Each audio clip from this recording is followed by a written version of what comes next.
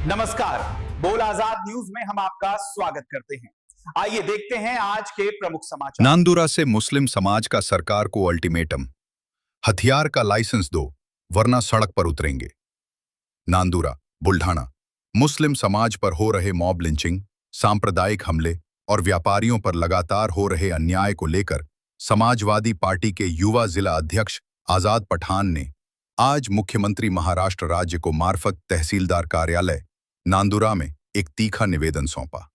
निवेदन में उन्होंने साफ कहा, सिख समाज को उनकी धार्मिक परंपरा के अनुसार कृपाण रखने का अधिकार दिया गया है, तो फिर मुस्लिम समाज को अपने जीवन, परिवार और कारोबार की सुरक्षा के लिए हथियार का लाइसेंस क्यों नहीं?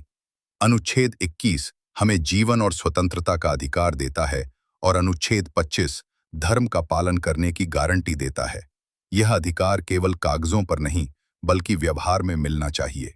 उन्होंने 3 ठोस मांगे रखीं। 1. मुस्लिम समाज के व्यापारी, कारोबारी और आम नागरिकों को सिख समाज की तरह हथियार रखने की अनुमति दी जाए।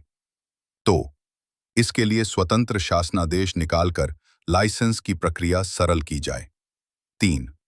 मांग जल्द पूरी न हुई तो मुस्लिम समाज मोर्चा, धरना आंदोलन और मंत्रालय घेराव जैसे उग्र संघर्ष का रास्ता अपनाएगा। पठान ने चेतावनी दी, इसके बाद अगर कानून व्यवस्था बिगड़ी तो उसकी पूरी जिम्मेदारी महाराष्ट्र सरकार की होगी। मुस्लिम समाज किसी की दया नहीं मांग रहा बल्कि अपने संवैधानिक अधिकार की मांग कर रहा है। निवेदन देते समय समाजवादी पार्टी के अनेक कार्यकर्ता उपस्थित रहे।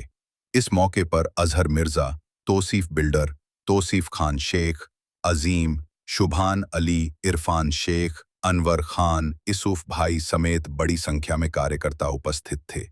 इस निवेदन के बाद बुल्ढाना जिले समेत पूरे राज्य की राजनीति में हलचल तेज हो गई है। बहुत हो चुका मुसलमान समाज को दबाना और दबाने की, डराने की, खत्म करने की साजिश चल रही है।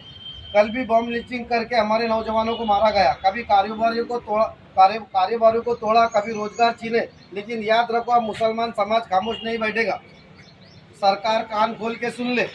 अगर सिख भाइयों को किरपाना रखने का अधिकार है तो मुस्लिम समाज को भी हथियार रखने का हक मिलेगा। हम भी इंसान है, हम भी इस देश के नागरिक है। हमारा खून भी लाल है और हमारी जान की कीमत भी उतनी है।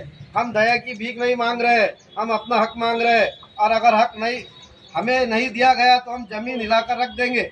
हमारी मांग साफ है, हर मुस्लिम व्यापारी, हर नागरिक को हथियार का लाइसेंस मिले, शासन देश तुरंत निकाला जाए, प्रतिक्रिया आसान की जाए। और अगर ये मांग पूरी नहीं हुई तो सुन ले सरकार, हम सड़कों पर उतरेंगे, हम मोर्चे निकालेंगे, हम ये आंदोलन करेंगे और मंत्रालय को घेरेंगे। उसके बाद अगर कानून व्यवस्था बिगड़ती है तो जिम्मेदारी सिर्फ और सिर्फ सरकार की होगी।